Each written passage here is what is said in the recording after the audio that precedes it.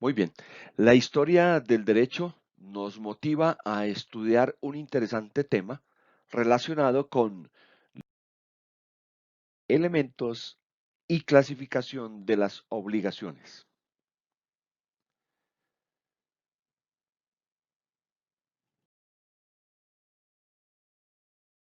En primera instancia, debemos conocer qué es una obligación en derecho romano, y esta está relacionada con el vínculo de derecho en virtud del cual nos encontramos constreñidos por la necesidad de cumplir una prestación acorde con un contexto en el que estemos. Así, de esta forma, lo inicialmente en conocimiento debe ser en torno al objeto directo de las obligaciones. Y esta tiene que ver con la conducta o comportamiento que se debe observar tanto el deudor a favor del acreedor y del cual se puede pretender su cumplimiento considerando tres importantes aspectos: el dar, el prestar, el hacer o no hacer. Pero para entender mejor este tema de las obligaciones, vamos a evaluar cuáles son las obligaciones en la época romana y cómo son las obligaciones en la época moderna. En la época romana existían los contratos, cuasi contratos, los delitos o cuasi delitos. Y allí en ese contexto se tenía como garantía en una negociación, en un compromiso de cumplimiento, un rehén que venía a ser como el esclavo. Cuando se incumplía con este compromiso, el acreedor adquiría el derecho de la vida sobre el rehén. En esta situación, en la antigua Roma se llamaba vínculo, y estas eran definidas y, y procesadas por los jurisconsultos, que se limitaban a describir las diferentes fuentes donde nacían esos compromisos, esos vínculos. Por tal razón, el concepto de la obligación siempre era subjetivo, personal e intransferible, e importaba a las personas como cuestión fundamental para la existencia de esa obligación. No podían ser reemplazados por otras personas. En la época moderna y en Colombia específicamente, en el Código Civil, a partir del artículo 1527 y subsiguientes, se establece toda la normatividad con relación a las obligaciones. Y por eso hay unos principios, y estos principios tienen unos conceptos claros que van desde el objeto, el sujeto y el vínculo jurídico que exista para exigir el cumplimiento de unos compromisos y demás. Estos aspectos los vamos a ver en el desarrollo de esta presentación.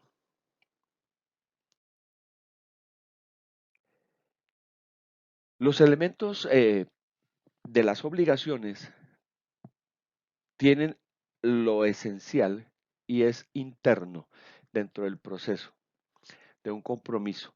Existe el sujeto, que tiene que ver con el activo y el pasivo. Un acreedor que posee un derecho objetivo y un pasivo deudor que tiene un deber jurídico. En lo objetivo tenemos que existen dos partes, lo directo y lo indirecto. Y este directo corresponde al dare, prestare, facere o non facere. Y el indirecto hace alusión a la cosa material sobre la cual recae la conducta. Y así, estos dos, el sujeto y el objeto, tienen para su cumplimiento formal un vínculo jurídico. Y ese vínculo jurídico es el instrumento que permite al acreedor exigir el deber de la conducta prometida, incluso en un proceso judicial.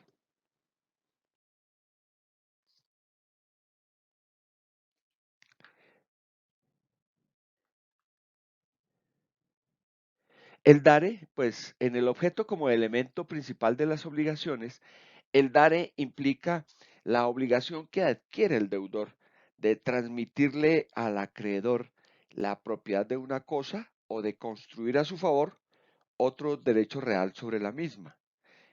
Por ejemplo, cuando se adquiere un vehículo, cuando se compra una casa, sea la hipoteca al 100% y el acreedor será el beneficiario de este bien al 100% en caso de que se incumpla con el pago de la deuda.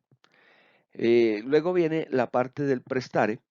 El prestare también pues es la obligación cuando el deudor se obliga a permitirle al acreedor el disfrute de una cosa sin que por ello se transfiera el dominio ni se constituya sobre ella un derecho real. Ejemplo, cuando el arrendador tiene el compromiso, la obligación de entregar al arrendatario la cosa arrendada, sin que se constituya un derecho real sobre la misma. Viene la parte que es el facere o non facere. Esto equivale a la obligación de realizar o no un hecho o actividad por parte del deudor. Por ejemplo, cuando se le entrega en arriendo la casa, pero se le advierte no elevar muros en la propiedad con el fin de no perjudicar al vecindario. Esta parte es importante eh, que quede bien clara en el momento de generar un compromiso contractual.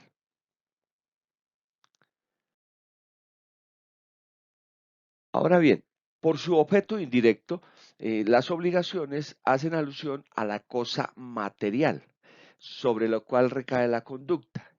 Este objeto indirecto es evidente con estos tres ejemplos que vamos a dar. Pues, obviamente son los elementales. Cuando se compromete a confeccionar un vestido, el sastre adquiere ese compromiso directo. Y el indirecto es el producto, lo que se va a entregar, el vestido en este caso. Cuando se presta el dinero, el objeto directo es la función de prestar, de transmitir la propiedad sobre el dinero dado en préstamo. Y el objeto indirecto es el dinero. En la servidumbre urbana, cuando hago el arrendamiento de un bien inmueble, y este sería el objeto directo. Y el objeto indirecto es el de no levantar los muros para no perjudicar a los vecinos.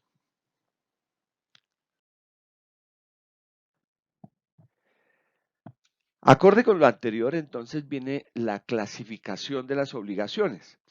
Y desde diversos puntos de vista, estas se dan según la eficacia del vínculo y según el objeto y según el sujeto. Según el vínculo, las obligaciones de derecho pueden ser de estricto y de buena fe, y las obligaciones pueden ser civiles y naturales. Según el objeto indirecto, estas son dos, singular y múltiple. La singular tiene cuatro aspectos: divisible, indivisible, específica y genérica. Más adelante explicaremos cada una de estas componentes. Y en lo múltiple pueden ser alternativas, facultativas, conjuntas. Según sus sujetos, pueden ser con sujeto único, que puede ser fijo o variable, y con pluralidad de sujetos, donde pueden existir obligaciones parciarias o a prorrata, obligaciones cumulativas, obligaciones correales o solidarias. Ya en los procesos de jurisprudencia, en los resultados de la jurisprudencia, nos ilustra ampliamente sobre estos aspectos.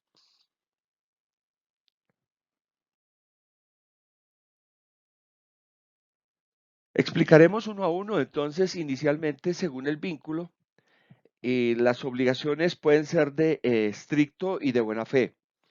Estas, como lo dice claramente, las obligaciones de estricto derecho obligan solo al tenor de lo estipulado por las partes, sin la posibilidad de que hayan razones de justicia o equidad que puedan aumentar o disminuir el contenido de su deber. Y aquí aclara que el juez es quien examina una obligación de este tipo y se limitaría solamente a observar si las solemnidades del contrato y las formalidades se han cumplido. Y así debe ser y condenará al deudor sin tener en cuenta ningún otro elemento. En la época romana, los jueces establecían que en las obligaciones de derecho estricto averiguaban qué se dijo y las de buena fe por qué se dijo. Esto es importante conocerlo y para poder entender las obligaciones civiles y naturales desde dos posturas. Se llamaba civil la obligación que está protegida por una acción, de manera que el acreedor podía exigir al deudor el cumplimiento de la prestación. Así, de esta forma, se llamaba también natural, cuando la obligación que, a pesar de ostentar formalidades, no estaban previstas en un medio coercitivo para obligar el cumplimiento. Eh, por ejemplo, por el derecho le protege de ciertos efectos secundarios. Entonces, aquí existían situaciones como por las obligaciones contraídas por los hijos de la familia con su padre o con otras personas sometidas a la patria potestad, entre otras situaciones bien interesantes. Según su objeto, según su objeto indirecto, las obligaciones eh, hace referencia a la cosa inmaterial sobre el que recae la conducta. Y esa puede ser singular o múltiple. Y así, con base en esto, la singular tiene cuatro aspectos. El primero, divisible. Las obligaciones que podían ser cumplidas por las partes, por diferentes partes, es decir, el 100% de la parte la dividíamos y se podía pagar una suma de dinero o fracciones para poder cumplir con ese compromiso. Indivisibles, obligaciones que no podían fraccionarse y se debían cumplir al 100% y podría ser entre varios deudores. Ejemplo, el, es indivisible la construcción de un edificio o de un bien material, pero puede ser cumplida por varios deudores. Específicas o simples, que tenían como objeto una cosa individualmente determinada. Ejemplo, antes de la prestación, la obligación existía, ya que se trata de un cuerpo cierto y en consecuencia no sustituible por otro. Estas eran las obligaciones específicas o simples y su objeto indirecto tenía que ver con lo que se daba como garantía y no se podía sustituir por otro. En el ejemplo del esclavo, era él el esclavo y no se podía sustituir por otro esclavo. En la parte genérica de su objeto indirecto, tiene que ver con la prestación de una cosa determinada, tan solo por sus cualidades generales y por su cantidad, prescribiendo de su individualidad. El esclavo, 5 caballos, 50 cabezas de ganado, lo que fuera, eso era genérico y debía cumplirse tal cual como se había comprometido. Y en las obligaciones genéricas las cosas parecen para el deudor y en las específicas para el acreedor. Según el objeto indirecto, eh, hay unas que son facultativas y otras conjuntivas. En lo relacionado con las facultativas, el objeto principal está determinado y está determinado cuando se concede al deudor la facultad de pagar con otro objeto indirecto convenido entre las partes sin que se haya o se haga imposible cumplir con la prestación principal del compromiso. Ejemplo, el esclavo ístico, en caso de no poder entregar el esclavo, es el mobiliario de la casa. Ahí había una facultativa, un compromiso de objeto indirecto facultativo. Y había uno conjuntivo que está relacionado con el deudor cuando debe cumplir entregando conjuntamente la totalidad de los objetos que se han comprometido. Ejemplo, entregar a un esclavo con 10 monedas de oro y un fondo corneliano. Estos son aspectos que se debían cumplir tal cual como se habían comprometido y deben ser de estricto cumplimiento. así las obligaciones con objeto múltiple, cuando hay presentes varios objetos indirectos. Pueden presentar diferentes variedades. Acorde con esto, la clasificación de las obligaciones según su objeto eh, tienen unas componentes que van desde las obligaciones de sujeto único, que esta está relacionada por el vínculo obligacional encontrado en un solo deudor frente a un solo acreedor, quienes a su vez pueden ser fijos o variables. Y hay obligaciones, esta a su vez tiene unas obligaciones que son de sujeto fijo o determinado. Y lo normal es que tanto el acreedor como el deudor, ¿sí? Eh, de la obligación estén totalmente individualizados y sean los mismos desde que esta obligación nace hasta que la obligación se extingue.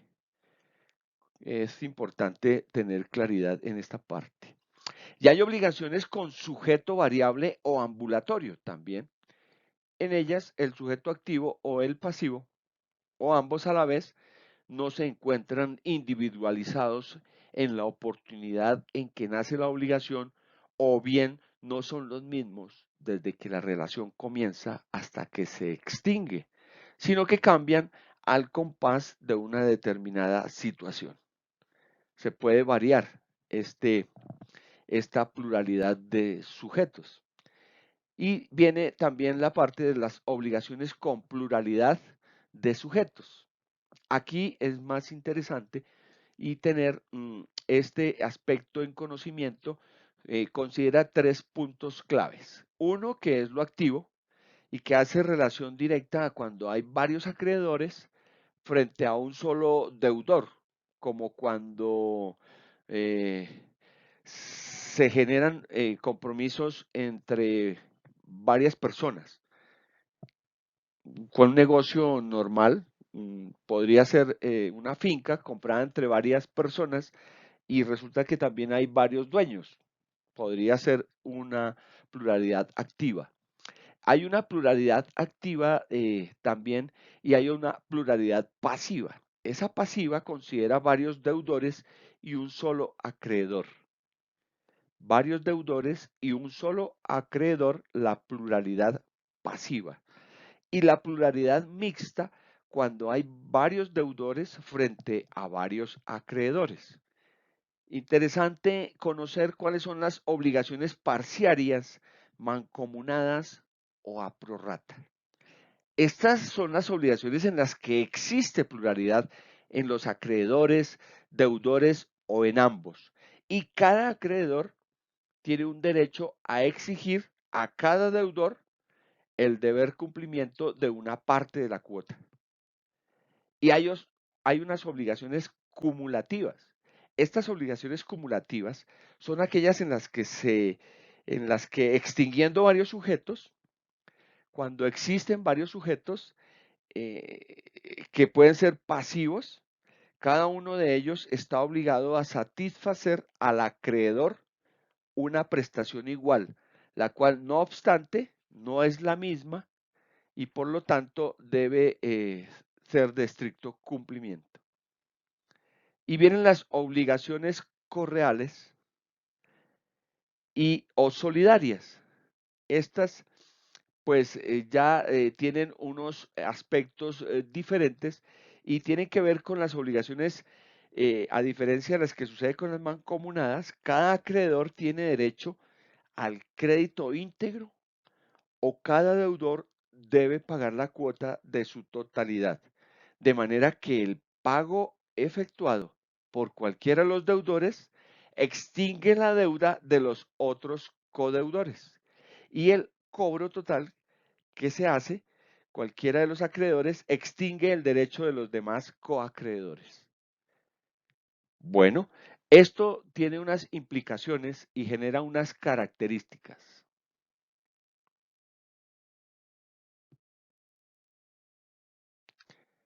Esas características tienen, primero, unidad de objeto y segundo, una pluralidad en los vínculos jurídicos.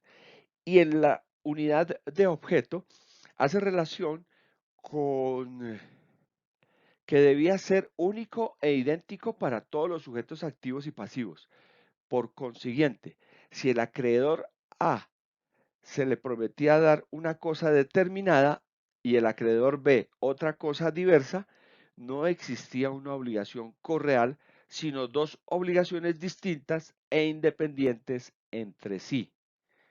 Y cuando existía la pluralidad de vínculos jurídicos, que es la número 2, esta, a pesar de la unidad de objeto, los vínculos jurídicos entre cada uno de los acreedores correales y el deudor, y entre cada uno de los deudores correales y el acreedor eran distintos.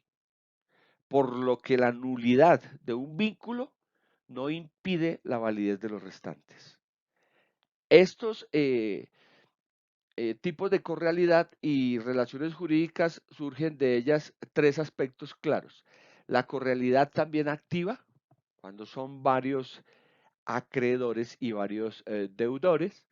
La correalidad pasiva, cuando existen varios deudores correales de un solo coacreedor.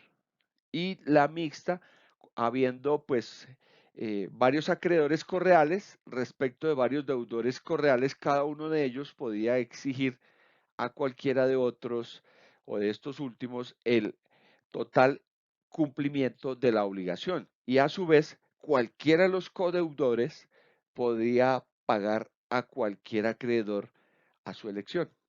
Esos son las situaciones que se nos daban en aquella época, generando unos beneficios a favor de los codeudores y o coacreedores, cuando eran varios los acreedores en este caso.